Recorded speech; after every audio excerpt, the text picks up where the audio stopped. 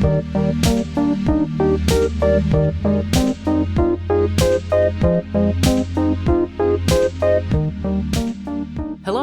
Welcome back to Maintenance Phase, the podcast where we talk about health, wellness, and not Dr. Oz yet, but soon. So soon. I'm so ready. You know it's coming. This is what the people want. Yeah, that's right. I'm Michael Hobbs. I'm a reporter for the Huffington Post and the co-host of another podcast you're wrong about. I'm Aubrey Gordon. You might know me as your fat friend. I'm a writer and a columnist for Self Magazine, and I'm a fat lady about town. A fat lady about town and self. Yeah, that's right. I'm a self-fat town lady. That's right. That's how I prefer to be referred to. Yes. Can I tell you what we're going to talk about today, Michael? Oh, yes, please do. We are going to talk about the Twinkie Defense. Yes. What do you know about the Twinkie Defense? So, as a gay man, the thing that you learn about Harvey Milk is he was the first gay person to hold elected office in the United States, I believe, and he was murdered by his fellow, city council member in San Francisco, which is just a bananas twist. And speaking of bananas, I guess, I'm sorry, the guy that killed him named Dan White, I guess got acquitted or got a shorter sentence or something because he said that the reason that he shot Harvey Milk was because he had eaten too many Twinkies and his blood sugar was low or something. It was a weird temporary insanity defense that in some way involved Twinkies. And this has always been seen as a justifiable reason for people to be outraged. That is all I know. That is so much more than almost anybody I've talked to in the researching of this episode. Yes. Ooh. It's a really fascinating thing. When I've asked gay people, they're like, oh, the Harvey Milk thing. And when I ask straight people, they're like, I don't know what you're talking about. Oh, interesting. Okay. When I ask straight people who do know what it is, what I hear is that it's basically an excuse for bad behavior. Right. The idea is criminals are craven and they will say whatever they need to say to get off. And it's a stand-in, to me anyway, for privileged white, wealthy people getting off on these just absurd defenses, right? That would never fly if it was a low-income defendant. You're totally right. Harvey Milk is the first openly gay person elected to public office. There may have been gay people before him. Right, of course. But it feels important to sort of highlight where we are and locate this in sort of what's happening in gay communities in particular at this time. Because what year are we now? We are 1977 is when Harvey Milk is elected to office. Okay. So in the 50s and 60s, gay people have started to come out, right? Stonewall is in 1969. It is now 8 years later. Gay people are much more out in the open, though still not totally, right? And there are these big high-profile political conversations happening about when and whether gay people are a political liability. So there's a huge debate happening sort of throughout the 70s about the Equal Rights Amendment, right? Which is the proposed constitutional amendment that never has passed, defining that women are equal under the law. And there is a very big, very public conversation amongst feminists about can we or can we not include lesbians? Oh, that doesn't remind me of any current debates going on right now. 100%. I'm just going to sit here and read some magical realist children's literature that has nothing to do at all with this debate that was happening in the 70s. The other thing that's happening at this time is that, straight people start to get freaked out. And they start to file these local and state level anti-gay ballot initiatives. Anita Bryant, right? Yes. Tell me about Anita Bryant. Anita Bryant, who is a conservative Christian, starts putting measures on the ballot in, I believe it was Florida, basically saying that gay people should have no part in public life at all. And she loses, but that also gives her a huge platform and she becomes a national public figure over this and one of the main crusaders against gay rights, right? Yes, totally. She was, prior to her weird, sort of main career as just an anti-gay lady, she was a singer who was sort of moderately popular in the 50s. Oh, okay. She had also been the spokesperson for Florida orange juice. Okay. So there is a bunch of weird orange-centered gay activism that happens at the time. Oh, yes. I remember seeing this in my disco research that people stopped serving screwdrivers in bars because they wouldn't order orange juice. And gay people won't order orange juice. There's a bunch of people who are it's sort of your political duty to boycott orange juice. Hell yeah. There's also at this time sort of some free-floating anxiety about food and nutrition. Oh. The 70s are when carob comes onto the scene. Oh, fuck you. We need to do an episode on carob. Oh my fucking God. You have no idea how much fucking carob I ate as a kid. That stuff is terrible. Oh my God. Carob, bran becomes a big deal. Yogurt gets way more popular. I just got like a wave of trauma when you brought up carob. Oh no, I'm so sorry. As I've mentioned, my mom was on diets my entire growing up. And so like a lot of her weird diet stuff bled into like the family, like what the family ate. And so we would have like carob brownies, and there was like weird carob like cereals and granolas and stuff. And it's like pretending to be like chocolate, but it's bitter as hell. It tastes like a fucking shoe. It tastes like dusty. It somehow tastes dusty. Anyway, so that's all also happening, right? Mm-hmm. The main context though here is San Francisco City Hall, right? So what we're going to spend like a weirdly fair amount of time talking about is the San Francisco Board of Supervisors. So San Francisco is both a city and county, which means that they have a different sort of structure than like a city council, like other places would. They have this Board of Supervisors. I know, but I know.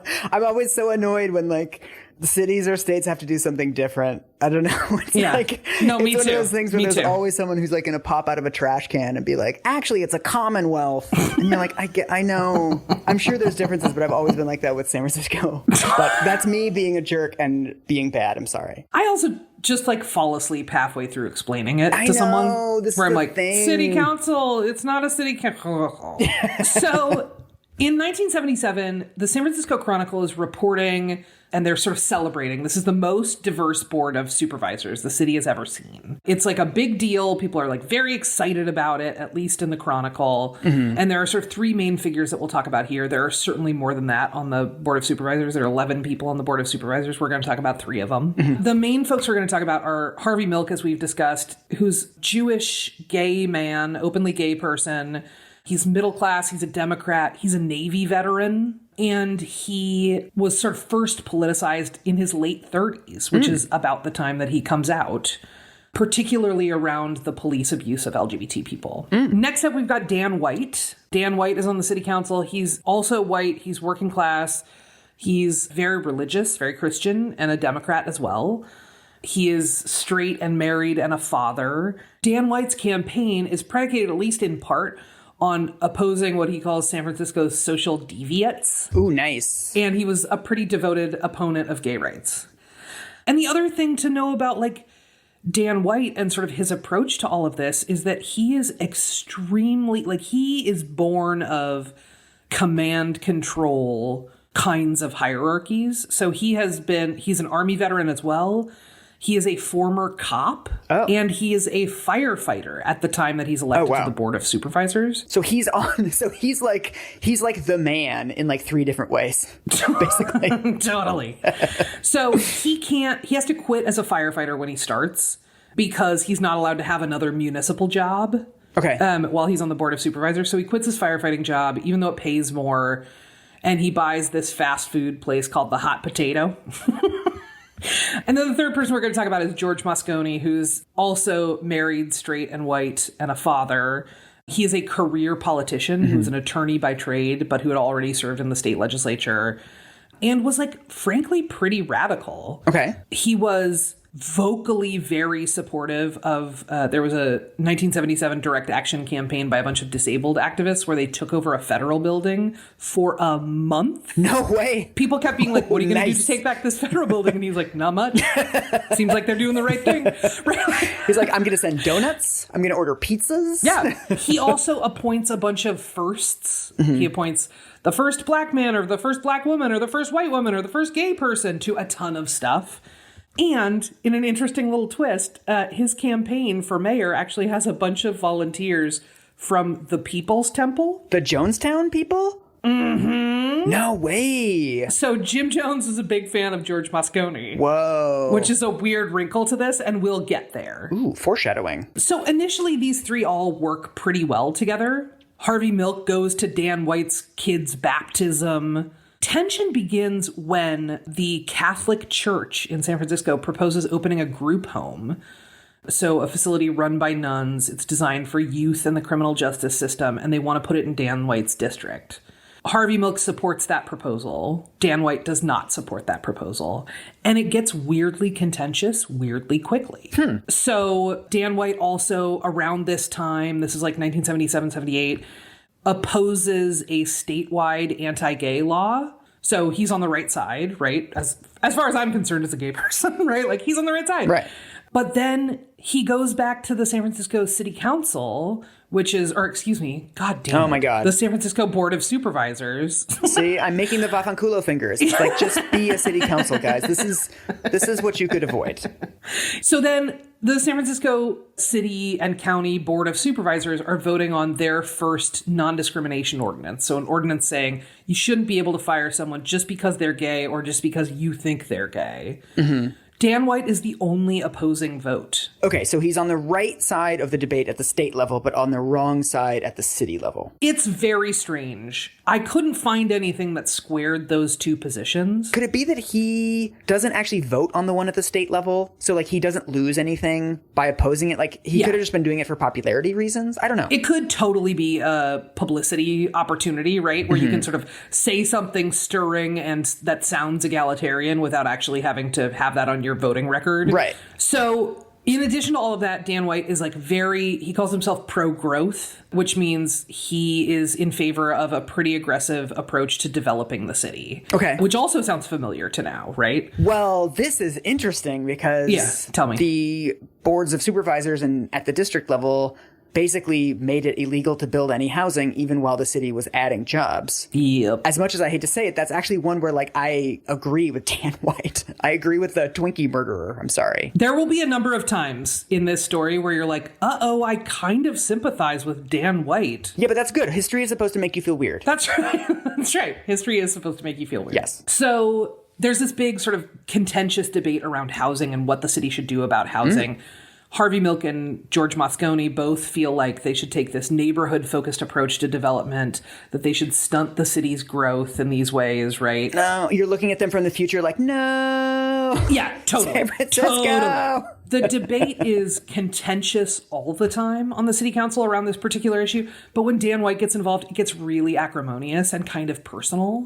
And he repeatedly gets into multiple shouting matches in council chambers or board of supervisors. I don't know what you call it if it's a board of supervisors, and I hate it. So all of this happens, right? There's all this tension. Dan White decides to resign from the board of supervisors. Oh, over the housing issue or just like in general pissed off? Just in general pissed off, right? He's like, God, I couldn't keep my old job, which paid more. Yeah. I'm trying to work multiple jobs now. It's just generally sounds like a stressful thing. And he sounds generally very unhappy by all accounts, right? So he resigns on November 10th, 1978. Under the city's procedures, that means that Moscone gets to appoint his interim replacement. That also gives Moscone the power to appoint someone who supports his vision on development, right? Yeah, this is a no-brainer. You're going to appoint somebody who votes with you 100% of the time. And Dan White is kind of the fly in the ointment, right? There's way more alignment on the Board of Supervisors without Dan White than there is with Dan White. Folks hear that Dan White has resigned, and a bunch of people get really freaked out. The people who get freaked out that Dan White is leaving the Board of Supervisors are a bunch of business leaders and business associations. The Board of Realtors. Right, because they want to build housing. The police union is also very freaked out. Oh. Because they had a cop on the Board of Supervisors and because there are these very public clashes between gay people and police. Man, talk about a powerful coalition, dude. Real estate agents and cops. Those are like the two bread and butter city constituents, man. It's also just a real hellscape. Do you know what I mean? They're totally bread and butter folks. And they're also, for folks who are familiar with like city and local politics, you know that those are two groups of people who often do whatever they feel they need to do to preserve their own wealth and status. Right. So they must absolutely hate Dan White because he's given up, he's like flipped a vote on the Board of Supervisors. Yes. So a couple days later, these lobbying groups, essentially, right, talk to Dan White and they're like, you need to unresign. Oh, okay. You need to rescind your resignation. So he does. You can do that? He gave it a shot. So he goes back to Moscone and says, I'd like to rescind my resignation. Moscone says, give me a minute to think about it. He has a carob brownie as he thinks about it. And then it puts him in such a bad mood. So Harvey Milk lobbies Moscone really hard to keep Dan White off of the Board of Supervisors. And he actually kind of threatens Moscone. He says, if you reappoint Dan White, you are finished in the gay community and we won't even let you get elected dog catcher. Nice. It gets so heated at one point during this sort of waiting period of about 10 days that Dan White actually reaches out to an attorney and files for a court order to keep Moscone from appointing a replacement. Oh, wow. And the court denies him that order because they're like, you quit your job, dude. I mean, yeah. Like, it seems like everyone is kind of within their right to withhold this from Dan White. Yes. If you quit and then people who rely on you for their material benefit want you to unquit. It's not like you quit because your wife had cancer and then like she miraculously recovered and you're like, oh, I want my job back. Oh, okay. You left and then people who would benefit were mad and then you came back. Like, it's not like a story of like values necessarily. So the big thing I should say about the housing stuff that they're debating at this point is Dan White supported this proposal that would essentially allow anyone who has owned real estate for 10 years to sell it without paying tax. Oh, that's bad. Oh, it's super. I mean, like, it is like some Lex Luthor shit. Yeah. So that's part of the big debate that's happening on the Board of Supervisors. And you can imagine realtors are like jazzed. Yeah, no kidding. 8 days after White resigns, Jonestown happens. Oh, fuck. Just throw that in there. Just throw like a mass suicide in there. Sure. It was a huge deal. And because Moscone had a ton of volunteers from the People's Temple who worked on his campaigns. So it wasn't just sort of this is a big event in the city. It was, you know, something that I think personally reached a number of folks on the Board of Supervisors, right? They were like in the fabric of the city's politics, yeah. After sort of the dust settles, a couple days after Jonestown, Moscone decides to appoint someone who had been on Harvey Milk's shortlist. Who was significantly to the left of Dan White. So on November 27th, 1978, Moscone is scheduled to announce the appointment of Dan White's replacement at City Hall. That day, Dan White has a friend drive him to City Hall. He has his old service revolver with him, and it is loaded with hollow point bullets. Oh, the exploding kind, the really ugly kind. And he has another 10 rounds in his jacket. Oh, wow. I say all of this not to get into gory details of murder, but like this all speaks to me to premeditation, right? Yeah. He also enters through a window in the basement so that he doesn't have to go through the metal detectors. Oh, wow. He enters through the city's soil lab, and one of the lab techs is like, hi, why are you climbing through our window? And he's like, oh, I'm on the Board of Supervisors and I forgot my keys. I've forgotten my keys at work so many times, and I've never climbed through a basement window. This is a little weird, Councilman White. Also, can we have some of the dirt that's on your jacket? Seems important to us. We need to study that. Thank you. Yeah. So Dan White confronts Moscone. They argue. Moscone offers him a drink, and when he hands him the drink, when he turns to hand him the drink, White shoots him in the chest. Ooh. Once Moscone falls down, Dan White shoots him in the head twice, and they later... Damn. Examiners later say he wouldn't necessarily have died if it were not for the headshots. Yeah, that's fucking brutal. He then leaves Moscone's office, and on his way to his next destination, he runs into Dianne Feinstein, who is also on the Board of Supervisors at this point. Who is now the senator from California, right? Correct. Okay. And she says, oh, I want to talk to you. And he says, yeah, I'll totally talk to you. I have something to do first. Oh my God, that's dark. It is so dark. It also speaks to premeditation. Right. He clearly has like a to-do list. Dan White then goes to Harvey Milk's office. He asks to speak to him.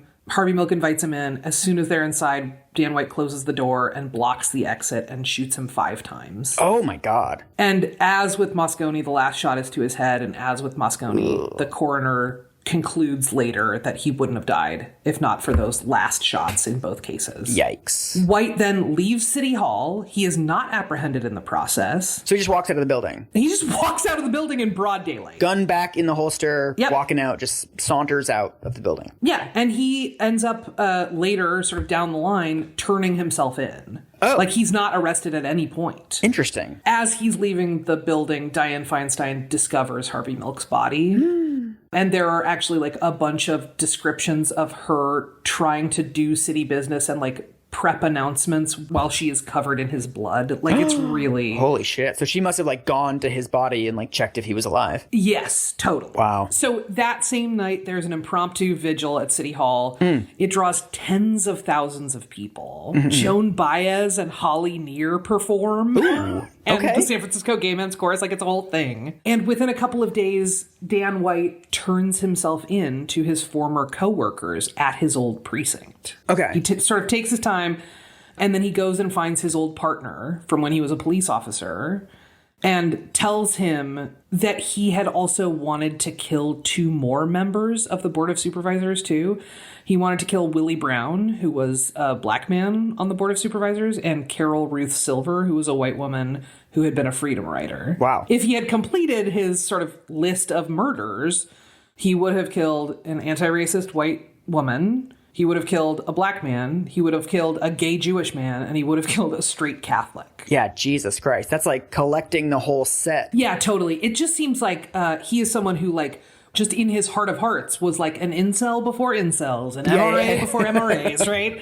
Like, he walked so that they could run. It's also depressing. The whole kind of point of all of this is the idea that, like, being exposed to different viewpoints and different kinds of people makes you, like, more sympathetic to them. Yeah. But he's like a weird example of, like, no, you can still have violence when you actually know people as people. Yeah, there was that whole sort of era. This is the beginning of the come out wherever you are era of sort of gay rights activism, right? Which is like, everyone should come out. And actually at one of the memorials, someone speaking, there is an openly gay rabbi and who is like, it's actually everyone's responsibility now to come out. Yeah, that's the scariest possible time to come out as a gay person, to, like, tell your colleagues that you're gay because, like, someone just got fucking murdered by his colleague. Totally. But does Dan White have any history of violence, history of domestic abuse? Are there any other precursors? Because it's pretty wild to go from 0 to, like, trying to kill 4 people so quickly. It really is, and that actually gets into the trial. Okay. Which is kind of perfect. Thank you for the perfect segue.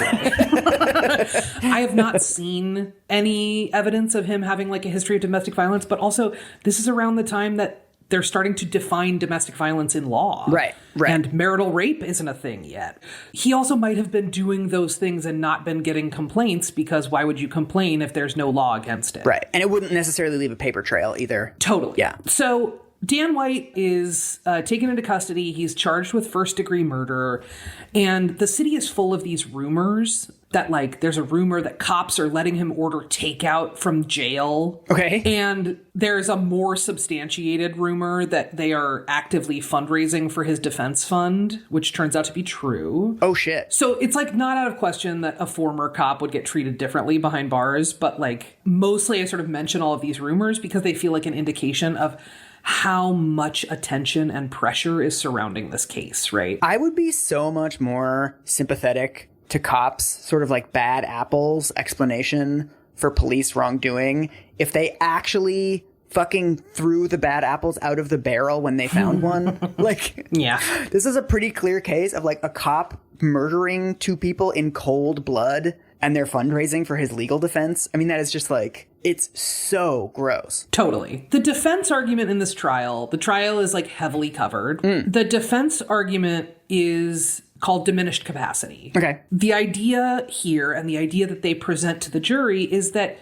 he sunk into a very deep depression before he sort of quote unquote snapped. And that at the time of the murder, he lacked the capacity for rational thought. Right. So it couldn't have been premeditated, therefore he's not guilty. But that's every murder. I mean, this is like the rich people justice thing. It's like, yeah, he's at a diminished capacity. People don't kill other people unless they're at a diminished capacity. Like, what? Right. Totally. What's the murder in America that doesn't indicate a diminished capacity on some level? What the fuck? Right. Everyone who murders someone has a diminished capacity for conflict resolution. Yes. So they bring in a couple of expert psych witnesses to testify around his depression. Both of them say that he was in major depression. He'd quit his job. His marriage was on the rocks. He was self-isolating. They also mention, and a couple of character witnesses, like folks that he worked with, mentioned that he was normally like a real big health, food, and fitness guy. Oh no, Carob. It's going to be the Carob defense. Oh shit. Lower the carib boom, everybody. Yeah. So they mention that he's actually been eating a lot of junk food. And that he's not been, as physically active as he was. And they're offering all of this up as, like, these are all symptoms of depression. But when you look at the media coverage, it's very clear that the media has no idea how to talk about a man, particularly a white man in a position of power, having a mental illness. So it wasn't he ate Twinkies and Twinkies are to blame. It's like he had diminished capacity in general. There are many things that indicate his diminished capacity, one of which is his overconsumption of junk food. Yes, that it is a symptom. It is not the cause. Right. The word Twinkies is spoken once. Nice. In the trial. And during that one time, there is this journalist and comedian. He calls himself a satirical journalist. Oh, God. Oh, Jesus. I don't like that at all. Well, so his name's Paul Krasner. Okay. And he's one of the merry pranksters. Oh. And he goes to every day of this trial and he writes about it. And he very proudly claims credit for coming up with the phrase, the Twinkie Defense. Nice. Some 30 years later, he writes a book called Patty Hearst and the Twinkie Murders. Okay. That's like part of that book is him like being like, I came up with it. You're welcome. But then it's him bragging about like misinterpreting the actual argument, no? Yes, except to his point, he is a satirical journalist, Michael. Oh my God. I don't know where you missed the memo.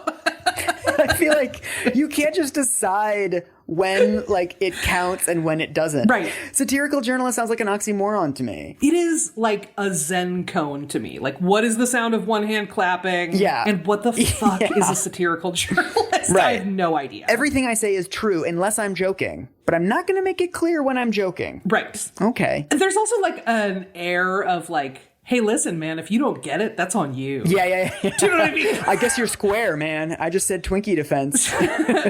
So this is like a pretty wild mischaracterization, right? Mm-hmm. Here's a quote. This is like kind of a long quote from Paul Krasner's essay on this, The Twinkie Murder Trial of Harvey Milk's Killer.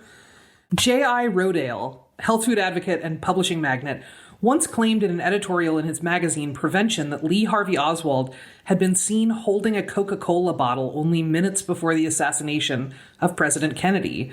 Rodale concluded that Oswald was not responsible for the killing because his brain was confused.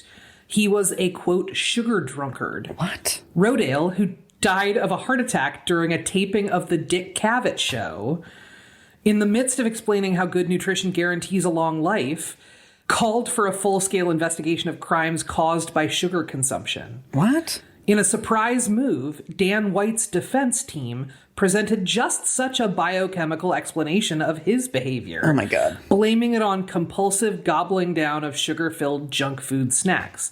And so it came to pass that a pair of political assassinations was transmuted into voluntary manslaughter. Is any of this true? No.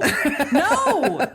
So weirdly, this one paragraph from this one essay from this one merry prankster satirical journalist becomes our public understanding of how this case happens. But did no one point that out at the time? If this guy's self-identifying as a satirical journalist, it's not like it's hidden. So, like, are people saying this at the time? Like, whoops, this is satire. No. No. It also doesn't appear to affect the reporting, right? The reporting is, like, generally pretty straight up. There are not reporters who are non-satirical journalists saying, he did it because of Twinkies, right? Like, this is actually seems to be the flashpoint. And again, Paul Krasner seems more than happy to claim credit for it. The problem, okay, I have a theory. Yes, tell me. The problem with satire of this form is that for it to work, it has to be funny. The article that he wrote isn't funny. Right, he shouldn't have been a merry prankster. He should have been a mildly amused prankster. Right, exactly. It actually reminds me of these online hoaxes that went around when Obama was president, that every once in a while there'd be a Facebook post that would get like 10 million shares. They would just say, Obama plans on canceling all student debt. And then if you click through the post, it would be on some like weird publication that you've never heard of. And then down at the bottom in really small print, it would say like, this is a satire. But like, that's not funny. Absolutely. I mean, it seems so disingenuous to me. I also, frankly, really bristle at a straight man covering a gay man's murder. Right. with such relish, right? That he really seems to be so into this role. Right. It makes me feel gross. I don't have better words for it than that. Like, it feels really gross to have this person sort of very proudly claiming... Right. This like jester's eye view of like what is a pretty serious thing, and then just like publishing what amounts to like not funny misinformation. Yeah. What's interesting about this too, though, is that on some level he's correct, because this is a really disingenuous defense, right? I mean, this isn't a defense theory that I agree with. It's not like he's defaming like an innocent person who was falsely accused of murder. Yeah. He's defaming someone who's like is trying to get a lighter sentence due to pretty bullshit arguments. Absolutely. And this also plays out in like public opinion, right? So the verdict of the trial, I'll just skip ahead. Verdict. Dan White was convicted of voluntary manslaughter. Okay, which is the non-premeditated one, right? Yes, precisely.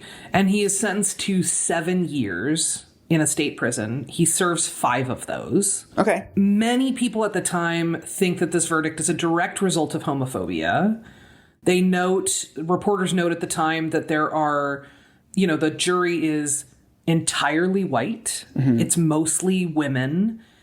And many of those women have kids that are about the age of Dan White's kids. So they're seeing him first as a father, potentially, right? So, of course, like, queer people are extremely pissed off, yeah. right? Oh, yeah. And it's more than just queer people, right? It's like the verdict is super, super widely rejected. And in sort of the post-trial media, people are like, he got off light. Right. By the standards of American justice, yes. Right. And this is also one of those cases where we have a justice system that produces one outcome and calls it justice, which is like, you go to prison. Right. In the language that we have, this is not great. Yeah, it's I always feel weird about being like indignant about short sentences, because I basically think that like everybody should get short sentences, and that there should be options in the justice system beyond just locking somebody up in like a horrible place where they're going to get like raped and get diseases and not get medical care for like some period of time and being like, what an injustice, when it's just like a fucking like 7-layer dip of injustice. After the convictions, too, it seems worth noting, this is about 6 months after the murders, the conviction comes down. There are these things called the White Night Riots. Have you heard about the White Night Riots? No. These were like a really big deal in the community, and they are not particularly known by, I would say, gay people under like 40. I'm raising my hand right now. Yes. So White had originally been charged with first-degree murder. He was only convicted of voluntary manslaughter, and gay people straight up rioted. Dude. Not only was it that Dan White had killed Harvey Milk, the first out gay person in elected office, not only was it that he had sort of overtly homophobic politics, like confusingly but overtly, on top of all of that, he was also a cop. Oh, right. And yeah. there were all these rumors, right, about him getting this preferential treatment from the police at the same time as police brutality is like the issue for queer and trans people, right? So him being a cop only sort of fuels the fire. Right. And as many riots, it started as a peaceful protest in the Castro, and then it turns to property damage. And most of that property damage happens at City Hall. Nice. Understandably.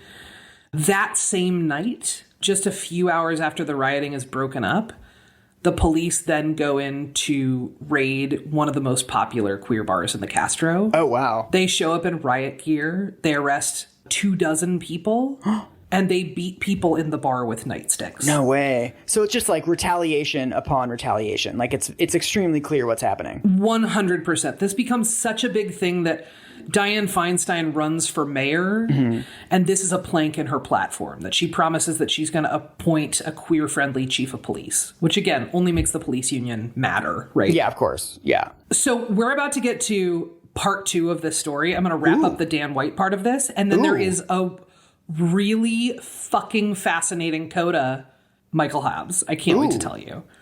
So Dan White serves 5 of his 7 years in state prison. He does end up moving back to San Francisco. He lives with his wife and kids for a while, but his marriage falls apart soon after, as you can imagine. I mean, yes. So 18 months after being released from prison, he dies by suicide. Oh, I did not know this. So this is where it gets really fascinating, I think. Okay. I am very notorious for telling people the same thing or the same story multiple times. I've told you one story in particular like 3 times, I think. Yes. Yeah. Every time we have talked. Yes. I know exactly the story you mean. So I was talking to my brother yesterday about this, and I was like, oh my God, I learned this and this and this. And like I told him something, and he was like, dude, you genuinely told me that 10 minutes ago at the beginning of this call. Like, can you not? So the outrage following Dan White's trial was so great that it gets translated into political momentum. Oh. Not just at the local level, but statewide. It leads to the architecture of what is one of the nation's first Victims' Bills of Rights. Oh, no. We did an episode on these. Tell me what you know about Victims' Bills of Rights, like broad headlines. The victims' rights movement was born out of feminists pointing out correctly that the justice system did not take victims of sexual assault seriously at all and treated them like shit.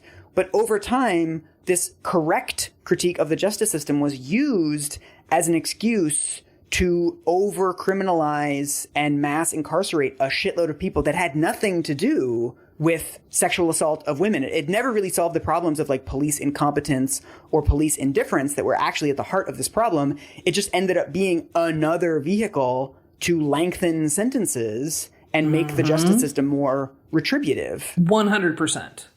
So the thing that this sort of hooks into with Victims' Bills of Rights, it's not about sexual assault. And actually, I went back and found the text of, this was Proposition 8, weirdly fittingly, Proposition 8, 1982.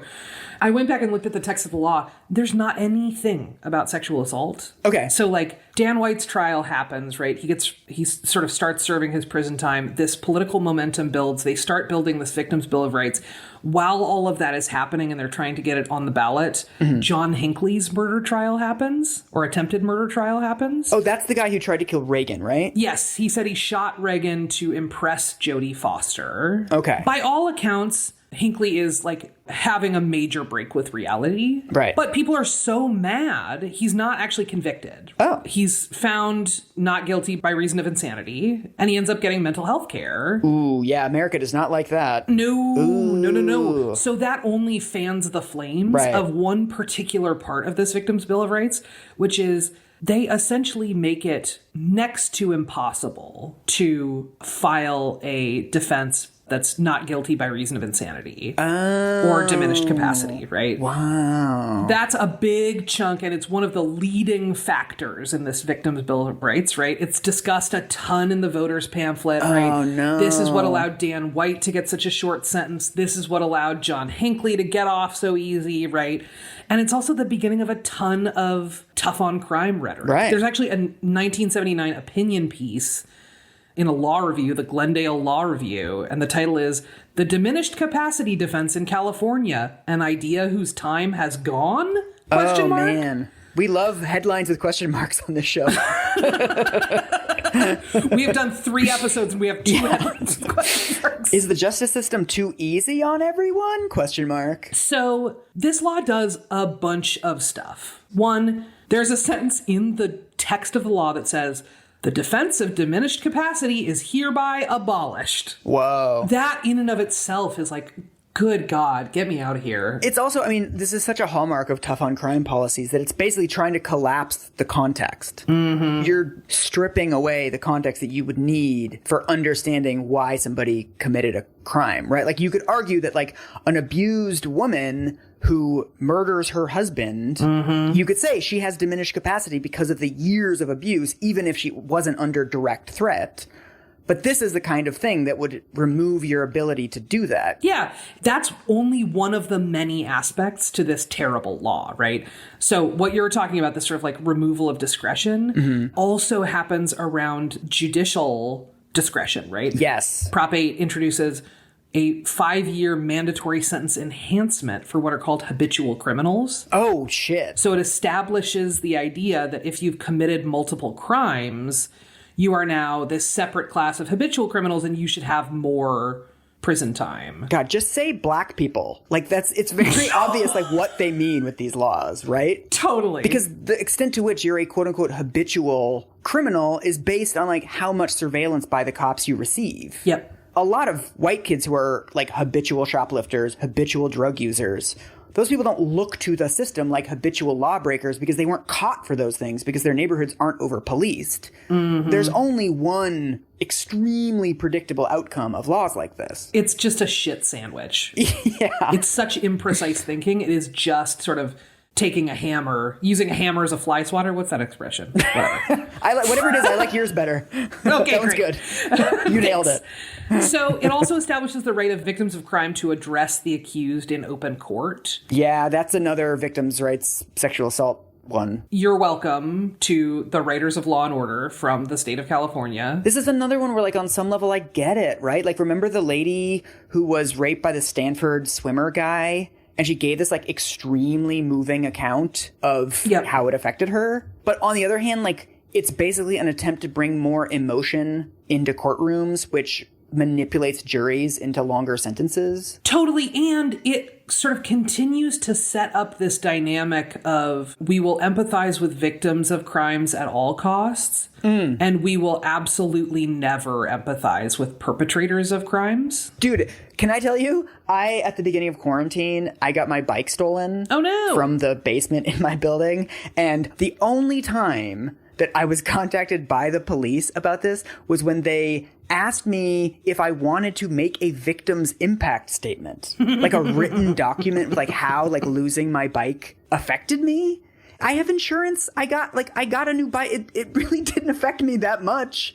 But, like, I'm now being invited to, like, manipulate the court about, like, it affected me so much not having a bike for 4 days until I ordered a new one on the internet. Like, why would that be brought into this process? It's just completely absurd. And also, it is like, as you were talking about, like, they invited me to submit a written victim's impact statement. I was like, I just imagined you in, like, a Ken Burns Civil War style, like, letter. My dearest Martha, it has been months since I last had my bicycle. Like, okay. Dipping my pen in ink next to me, candles lit. So here's some text from the law itself, which I'm just like... You love this shit. I love it so much. I love it and I hate it all at the same time. This is like when I was like, wait a minute, there's a hook into the criminal justice system. Let me take twice as long to research that as the actual Twinkies. Great. So this is where it gets twisty gross. A person may be released on his or her own recognizance in the court's discretion, subject to the same factors considered in setting bail. However, no person charged with the commission of any serious felony shall be released on his or her own recognizance. Okay. Serious felonies include, in the parlance of this law, rape, murder and attempted murder, arson, assault with deadly weapon, using explosive devices with the intent to injure, robbery, kidnapping, and then there's something just called mayhem. You did mayhem in the, like, first degree mayhem is, like, an actual crime. You did some mayhem, and now you don't get bail anymore. You mayhemmed all over me. This is bullshit.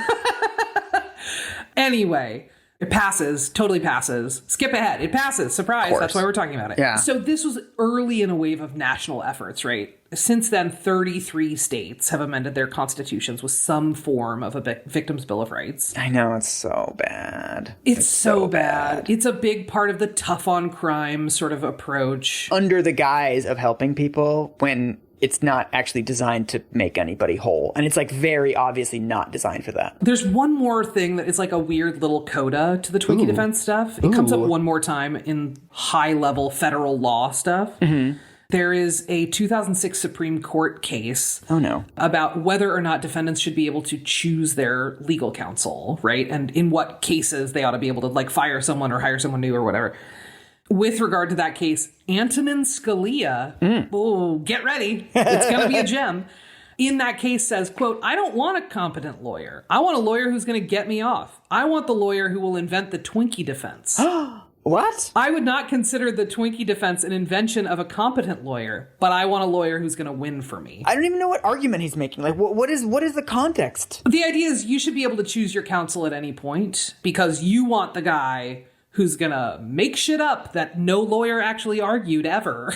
But that's so disingenuous because they use the Twinkie defense to get a murderer a shorter sentence. That's supposed to be something Antonin Scalia is against. Right, except there's this weird, I was like, this both doesn't make sense about Scalia and also does.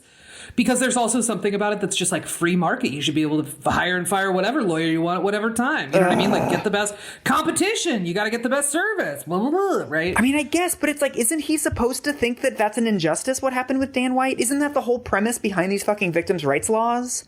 That, like, murderers are going free? There's also no indication in this quote that he has any fucking idea what the Twinkie defense actually is. Yeah, exactly. He did not. So that's the other thing. He's not thinking about Dan White. He's certainly not thinking about Harvey Milk. Right. I'm sure the footnote is not like, based on a satirical journalist's account. Totally. So there are a few things about the Twinkie defense that really stood out to me as I was like, poring over the entirety of this story. Because it is a wild and rangy story, right? It has sort of tentacles that reach out into a bunch of different things. One is like, of course, it was never actually about Twinkies. Yes. It was about homophobia and mental illness, and mostly it was about homophobia. Right. And sort of like being an aggrieved white man. Yeah, and the way that the justice system will accept on their face specious arguments if the defendant is wearing a suit and has a good lawyer. So, like, on top of that, it pretty directly contributes to prison population growth, right? Yes. If you're making it this much easier to put people in prison, there will be more people in prison. Right. These are entirely predictable consequences, yeah. I mean, it's also become sort of this cultural meme, right? Like we were talking about earlier, that plays into this idea that people who've been, like, when you are accused of a crime, in that moment of being accused, you inherently become untrustworthy. You will start to shirk accountability, and that you are already guilty, right? That sort of the idea here is like, you are mounting a defense. It is disingenuous. You can't be trusted because you're a criminal and criminals can't be trusted. Right. It also interestingly sort of perpetuates some weird half-baked kind of ideas and attitudes that we have around food. Ooh. I was like, is there anything behind the sugar science? Right. Is it real, Aubrey? Did you find any evidence for this idea? It's so fucking conflicted. Yeah. I found a bunch of stuff that was like, sugar makes you do crazy shit, and a bunch of stuff that was like, sugar doesn't make any difference. Okay. But there is this sort of bizarre thing, right, of like, there's a particular sub-thread of that, of like, does sugar cause crime? And the answer there seems to very clearly be no. It has to be no, because the U.S. population eats far more sugar in the aggregate than we did 30 years ago, and we have far less crime. Right. So the interesting thing, the thing here that I find really fascinating is that we've like taken this thing that never happened, right, the Twinkie defense, we've made it into a sort of cultural truism, and now we're using that truism to fuel our actual scientific research. Right. Because the actual argument was never that the sugar made him commit the crime. The argument was that depression made him commit the crime. I would also say on that note, like, one of the best sources for this, there were two really great sources for all of this research. One was all of the original reporting from the San Francisco Chronicle was incredibly helpful. And the other thing was there's a book by Lillian Faderman called Harvey Milk, His Lives and Death, that is this really fascinating look at Harvey Milk as a deeply flawed person. And at all of these people as deeply flawed people, right? And that conversation around sort of people as fundamentally flawed is a really important one for the criminal justice system. And the effect of this was that the criminal justice system more and more pretended that that wasn't relevant at all. Was that it's just like, there's a different kind of person that commits crimes and we have to put him away forever, rather than seeing everybody, including victims, as flawed human beings. Yeah. The other thing that I would say about the Twinkie defense that kind of made me sad is that it feels like it kind of has overshadowed this really important and really heartbreaking story about the assassination, the in broad daylight assassination of the first out gay person to serve in public office. Right. But it does kind of stink as a queer person to read all of this and be like, oh, the thing we took away from this is a defense that didn't actually happen and a joke about how much we don't like criminals, and we're all using it to side with law enforcement who were actively harming the people who got murdered. Right. So yeah, ballot initiatives are bad. Don't vote for bills that are named after dead people. And if anybody offers you carob, slap their hand away.